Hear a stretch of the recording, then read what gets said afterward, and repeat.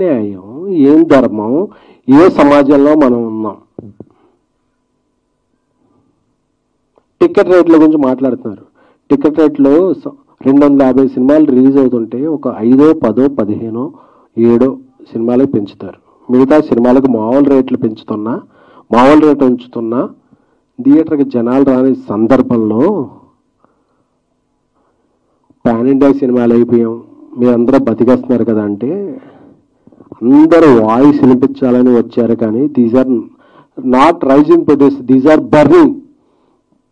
మండిపోతున్నా అంటే బర్నింగ్ అంటే కాలిపోతున్న ప్రొడ్యూసర్. We are like candles.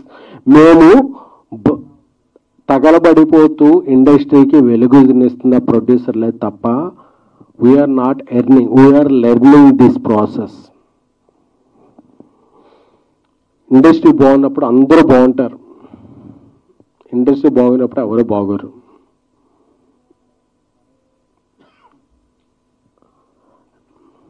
ప్రతి నాన్ థియేటర్కల్ సంస్థ ఈ టైంకి మీరు సినిమా ఇస్తారా, ఈ టైంకి సినిమా ఇస్తారా మీరు అని డెడ్ లైన్లు పెడుతుంటే వాళ్ళ హెడ్లైన్లో ఎలాగ రావాలో తెలియక మేము సినిమాలు నిర్మిస్తున్నామే తప్ప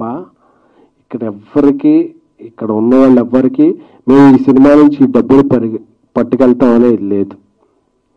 సో అందరూ అర్థం చేసుకోవాల్సింది ఏంటంటే, అందరూ కూడా నేను చూస్తాను, నన్ను ఒక 2-3 డేస్ నుంచి యూట్యూబ్లో అన్నీ చూసుకుంటూ ఉంటే అందరూ కూడా నిర్మాతలకు ఇదైందండి మా ఇదవుతుంది అని చెప్తున్నారు తప్ప నిర్మాతల తరపున మేము ఉన్నాం అని చెప్పి మాట్లాడా.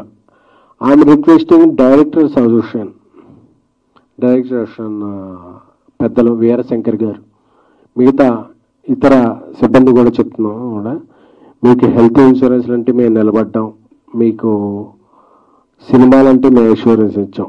సో ఒక తల్లి బిడ్డ ఇదిలాగా నిర్మాతలు దర్శకులు కలిస్తేనే సినిమా పరిశ్రమ.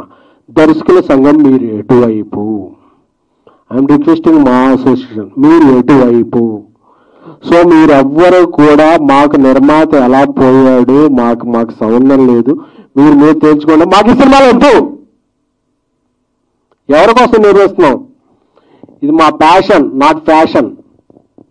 మేము సినిమాలు నిర్మిస్తున్నాం ఎందుకంటే మనందరికీ మనకు తెలిసిన విద్యుదే అని చెప్పి నిర్మిస్తున్నాం. నేను ఒక జర్నలిస్ట్గా, ఒక పిఆర్ఓగా, ఒక ఎగ్జిక్యూటివ్ ప్రొడ్యూసర్గా, ఒక కో ప్రొడ్యూసర్గా, ఒక ప్రొడ్యూసర్గా వచ్చి ఏమవుతుందంటే పెయిన్ తెలుస్తుంది. మనం ఎవరి కోసం సినిమాలు తీస్తున్నాం, మనం ఎవరికో ఇది చేయడానికో నిర్మించట్లా, మన ప్యాషన్ కొద్దీ నిర్మిస్తున్నాం. So I'm requesting all 23 crafts నలిగిపోతున్నా అరిగిపోతున్నా బాధలో ఉన్న నిర్మాత పక్షం ఎవరు? నిర్మాతలు చెప్తున్నాం కదా, 30% కాదు, 40, 50 వాటర్ మీరు చెప్పండి ఒక ప్రైజ్. అది 30, 20 ఇది పర్సంటేజ్ కాదు.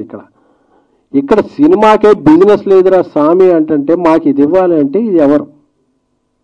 సరే మీరు ఉన్నారు కదా, ఒక అమ్మాయి ఉంది, అమ్మాయి 4 ప్రేమిస్తున్నారు, మేము 3 సిండికేట్ అయిపోయాం, మా 3లో ఉన్న ప్రేమించకపోతే చంపేస్తామని బెదిరించినట్టు ఉంది ఇప్పుడు ఇండస్ట్రీ.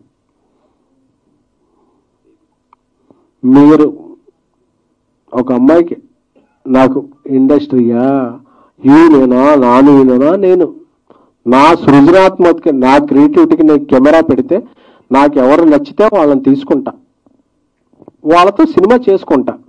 మీరెవరు స్వామి?